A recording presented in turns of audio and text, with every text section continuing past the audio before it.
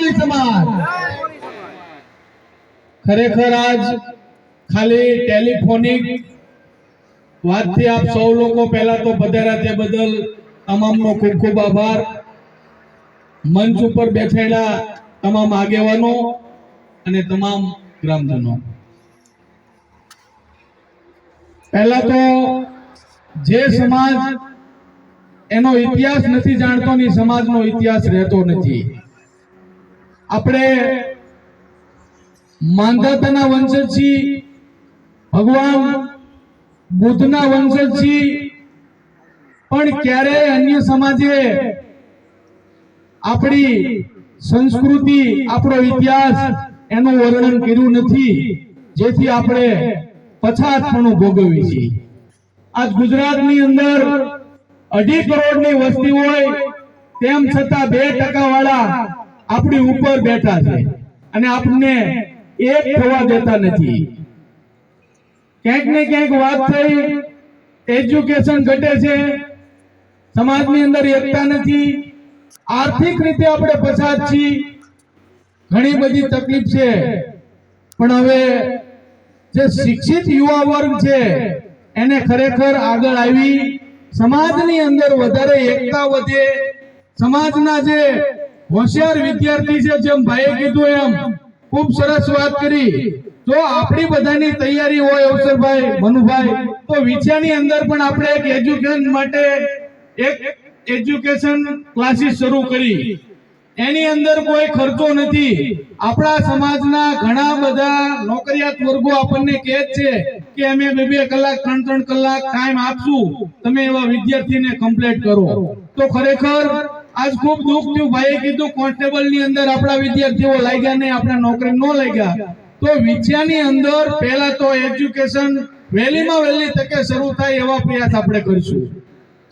આજે આપ સૌ લોકોને ખાસ એકત્રિત કરવાનું કારણ એ કે 14 તારીખે માંધાતા પ્રાગટ્ય મહોત્સવ આવે છે। આ રેલીનું કારણ કોઈને કઈ બતાવવાનું નથી, પણ આપણા સમાજની એકતા અને તાકાતની વાત છે। બધા ભાઈઓ એક થાળીએ જમે એવો હેતુ છે, સૌ સાથે મળીને આ શોભાયાત્રા નીકળે એવું સરસ મજાનું તમામ લોકોના સાથ સહકારથી આયોજન કરવાનું છે। ઘણા દિવસોથી સમાજની અંદર જે કુરિવાજો છે, જે ઘણા બધા જે સમાજનું આમ તો બંધારણ ન હોય ને, આજ કોળી સમાજને બેફામ રીતે અન્ય સમાજ ધાર્મિક પ્રસંગ હોય, લગ્ન પ્રસંગ હોય કે અશુભ પ્રસંગ હોય, એમાં તમને બેફામ રીતે લૂંટી રહ્યા છે। વિછિયાની અંદર અમારે જે ભુવા મંડળ છે, ખરેખર એની જે શરૂઆત કરી કે લગ્ન પ્રસંગ હોય કે અન્ય કોઈ પણ પ્રસંગની અંદર 100% કોળી સમાજનું શોષણ થાય છે, આને અટકાવો, ખોટા ખર્ચ ટાળો, એનું બંધારણ કમ્પ્લીટ થઈ ગયું છે। આગામી દિવસોની અંદર એક મીટિંગ કરી હતી, પણ હાલ અત્યારે બધાએ તારીખ લઈ લીધી હોય અને ઉતાણી પછી એને લાગુ કરવાનું છે।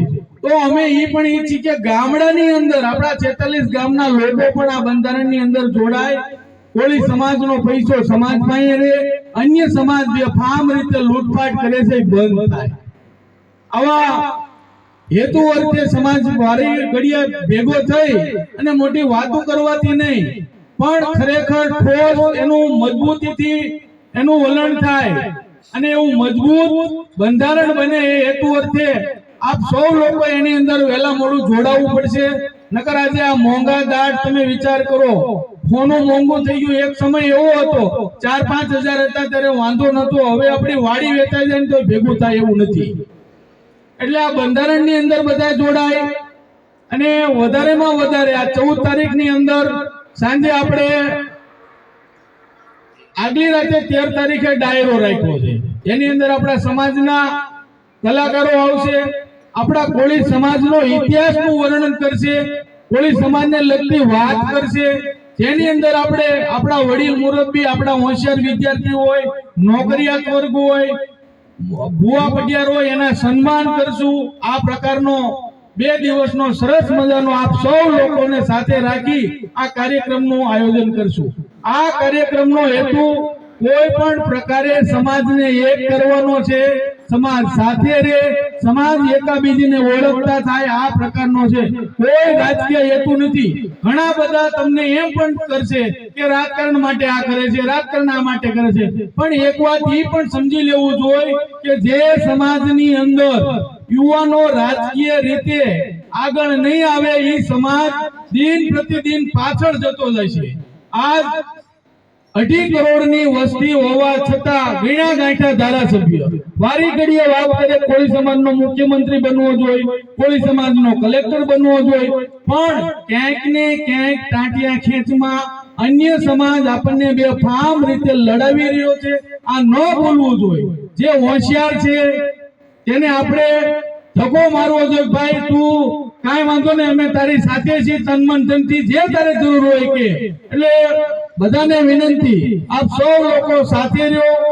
જ્યારે કોઈ પણ માથે કોઈ પણ પ્રકારની નાની મોટી તકલીફ પડે, બધા એકત્રિત થઈ અને એનું સોલ્યુશન કરશું. જય હિન્દ, જય ભારત.